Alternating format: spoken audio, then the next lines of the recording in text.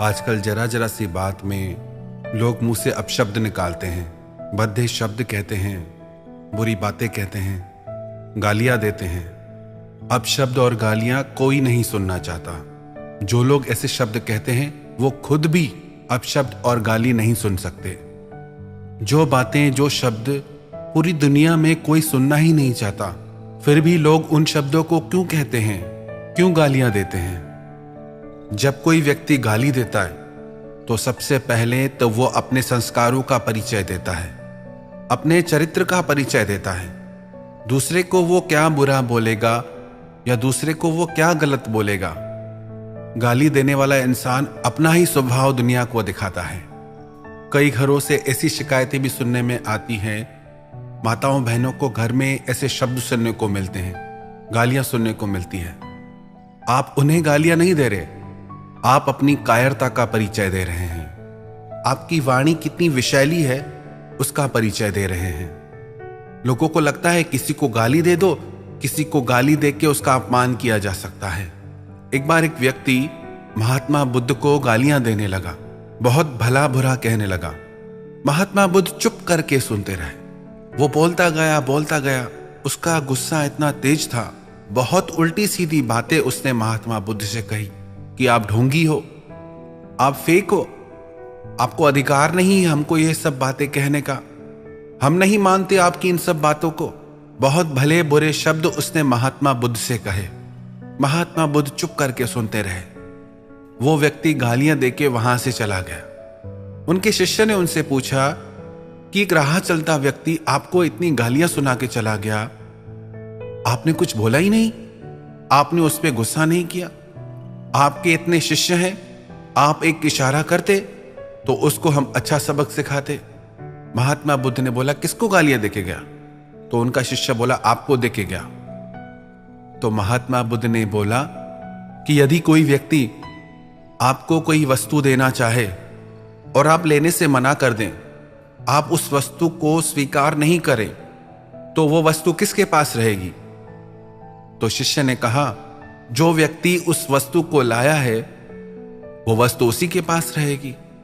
महात्मा बुद्ध ने बोला कि उसने गालियां दी पर मैंने ली नहीं। जब मैंने ली ही नहीं तो वो गालियां किसके पास रहेंगी? वो उसकी गालियां उसी के पास रह गई। तो आप ये मत समझे कि आप क्रोध करके, गालियां देके किसी को भी अपमानित कर सकते हैं। तो जो लोग ये समझते हैं कि क्रोध करके, गालियां देके, अपशब्द कह के वो किसी का भी अपमान कर सकते हैं, वास्तविकता में वो स्वयं का ही अपमान करते हैं। गाली का वास्तविक अर्थ है हिंसा, मौखिक हिंसा, वाणी की हिंसा। आपकी जिस भी क्रिया से किसी के शरीर और मन को चोट पहुंचे, आपकी वह क्रिया हिंसा कहलाती है। जरूरी नहीं मारपीट के द्वारा की गई क्रिया को ही हिंसा कहा जाता है। जो व्यक्ति अपनी वाणी से अति कठोर और अभद्र अपशब्द बोलता है, वह व्यक्ति भी हिंसा ही करता है। स्कंद पुराण में लिखा है कि जो व्यक्ति मुंह से अपशब्द बोलता है, गालियां देता है, उसके मुंह से वो शब्द निकल के चांडाल का रूप ले लेते हैं और अपशब्द कहने वाले, गाली देने वाले व्यक्ति को श्राप देते हुए जाते हैं। और जो व्यक्ति मुंह से मीठे वचन कहता है, दूसरों को अपनी वाणी से सहारा देता है, मदद करता है, परमात्मा का नाम पुकारता है, उसके मुंह से वो शब्द निकल के पवित्र आत्मा का रूप ले लेते हैं और उसे आशीर्वाद देते जाते हैं, उसे दुआएं देते जाते हैं। तेरी जिंदगी में शांति और समृद्धि बढ़ती रहे। कई लोग कहते हैं कि हम नहीं मानते इन बातों को।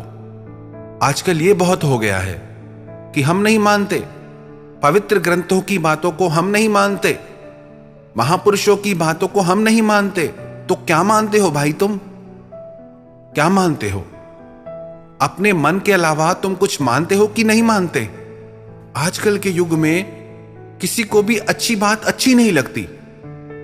लोग कहते कि हम नहीं मानते इन बातों को। आखिर आप ही बता दो, आप क्या मानते हो? यदि आप पवित्र ग्रंथों की वाणी को, महापुरुषों की वाणी को नहीं मानोगे तो कैसे आपके चरित्र का निर्माण होगा? इसलिए तो आपके मन में इतनी अशांति है, इसीलिए तो आपके चित्त में इतनी बेचैनी है, क्योंकि आप कुछ नहीं मानते सिवाय अपने मन की। जो महापुरुष, जो पवित्र ग्रंथ हमारे कल्याण का उपदेश देते हैं, हमारे भलाई की बातें कहते हैं, उन्हें जरूर समझना चाहिए।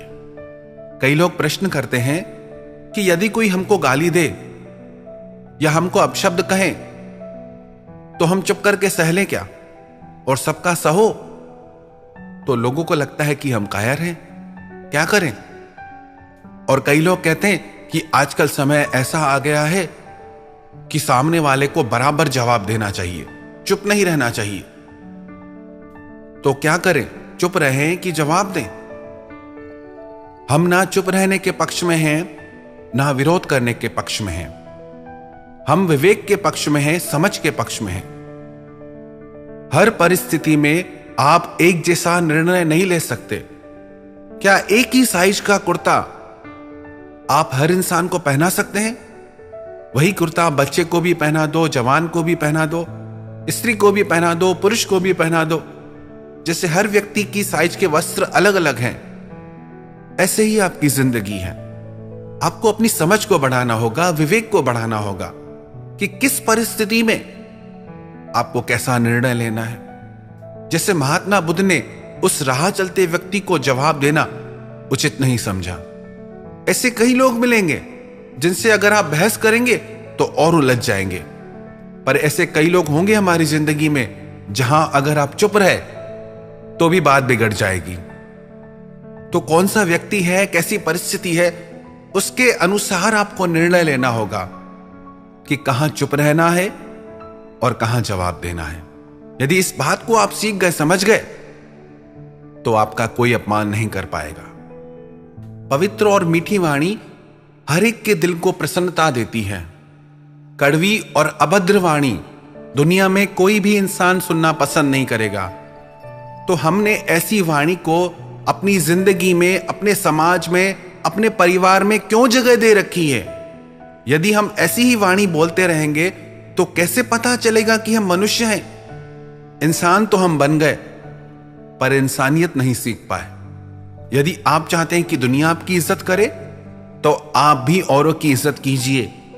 यदि आप किसी को गाली देंगे तो बदले में वो भी आपको गाली देके जाएगा। यदि आप किसी की तारीफ करेंगे, आप किसी से अच्छा बोलेंगे, तो बदले में वो भी आपसे अच्छा बोल के जाएगा, आपकी तारीफ करके जाएगा। हमें वही मिलता है जो हम दूसरों को देते हैं। पर हमारी गलती तो यह है कि दूसरों को हम अच्छा देना नहीं चाहते और बदले में अपने लिए चाहते हैं कि हमें हमेशा अच्छा मिलता रहे।